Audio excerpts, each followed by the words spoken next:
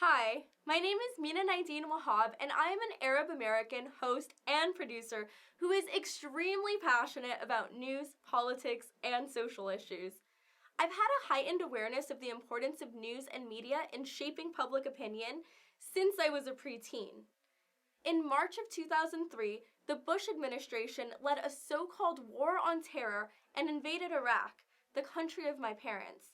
I was only 12 years old, but I still vividly remember questioning why the American news media was not reporting on Iraqi children being killed and injured, whereas Al Jazeera included graphic footage of the devastation that was taking place. I just couldn't wrap my head around the fact that two very different stories were being told. I felt like the American people were being misled.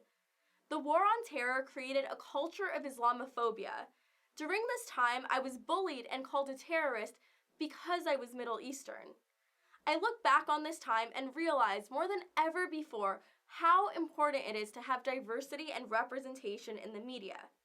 Perspective is everything, and I don't know of any other Iraqi American female hosts who are passionate about candidly speaking about controversial issues. I've developed my understanding of how the news media functions, both academically and in the field. I interned at the Young Turks Network during the Obama-Romney election while attending UCLA full-time. When I graduated, I worked as a production assistant for their social commentary and pop culture show called Pop Trigger. It was awesome. All of this helped me develop my critical thinking skills by reflecting upon divisive topics from different angles and being open-minded to different schools of thought. A few years later, I decided to pursue hosting full-time.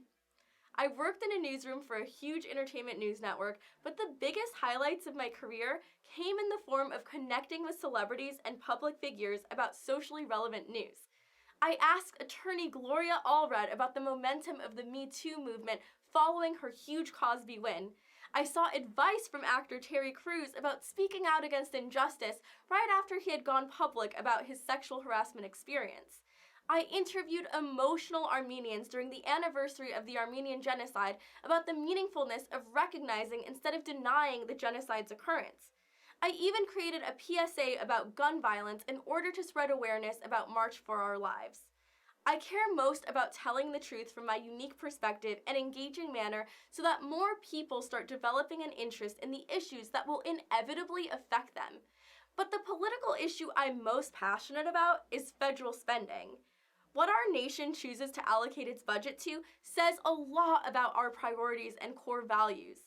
In 2019, our government spent $4.45 trillion. 15% of that went to national defense, whereas only 5% went to veterans' benefits and services.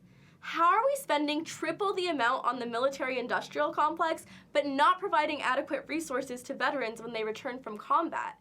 We say thank you for our service, but we don't show appreciation through the proper care and resources. Last year, we only spent 3% on education. I want to live in a country that prioritizes education and healthcare, not the military. We don't need to keep fighting imperialistic wars and destabilizing other countries. What do you think our nation should be prioritizing?